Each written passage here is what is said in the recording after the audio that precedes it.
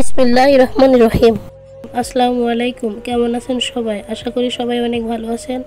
আপনাদের দুয়ায় আল্লাহর রহমতে আলহামদুলিল্লাহ আমি অনেক ভালো আছি। অনেক দিন পরে একটা রেসিপি নিয়ে এসেছি আপনাদের মাঝে।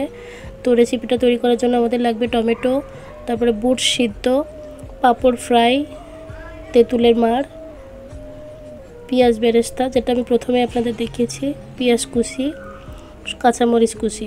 তো এখানে টমেটোটা আমি প্রথমে ভালো করে ধুয়ে রেখেছিলাম। তারপর এটা আমি মাঝখান দিয়ে এটা চিড়ে নেব। টমেটোর সাইজটা একটু বড় ছিল, এই জন্য আমি এটা 4 ভাগ করছি, কিন্তু আপনাদের টমেটোর সাইজটা যদি একটু ছোট থাকে তো 2 ভাগ করে নিতে পারবেন। তারপরে একটা ছুরির সাহায্যে টমেটোর ভেতরে যে বীজগুলো থাকে ওগুলো বের করে নেব। ভিডিওতে যেভাবে দেখানো হচ্ছে ঠিক এইভাবে।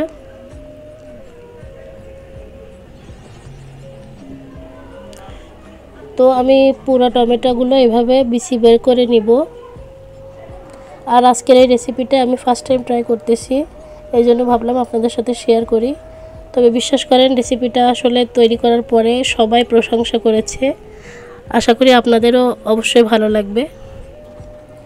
দেখতেই পাচ্ছেন আমি টমেটোগুলো সব কেটে নিয়েছি আর বিচিটা আলাদা করে নিয়েছি। এখন এর ভেতরে আমি পেঁয়াজ কুচি আর কাঁচা ঝাল কুচি যেটা আমি প্রথমে দেখিয়েছিলাম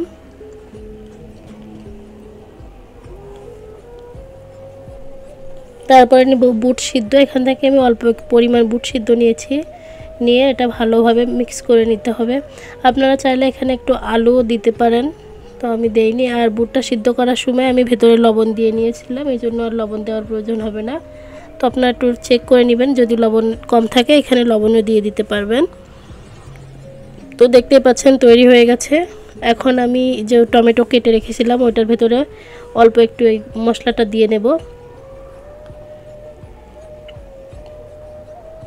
আজকের এই যে রেসিপিটা আমি তৈরি করছি এটা আসলে কি নাম দেব আমি নিজেও জানি না, কারণ আমাদের এখানে যে টমেটো আছে এখানে একটা আলু দিয়ে সেম রেসিপিটা তৈরি করে, তো আমরা এটাকে আলু হান্ডি বলি।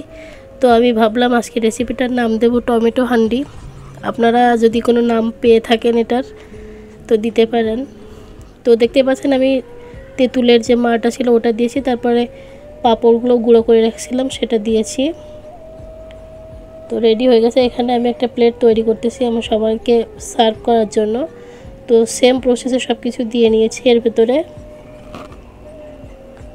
এটা দেখতেও অনেকটা তোমার ফুচকা টাইপের লাগে, তো আপনারা চাইলে এটাকে টমেটো ফুচকাও বলতে পারেন।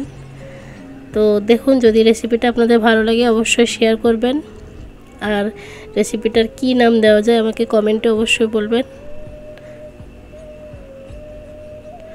নিন, তৈরি হয়ে গেল আমার টমেটো ফুচকা। আশা করি আপনাদের সবাই ভালো লাগবে।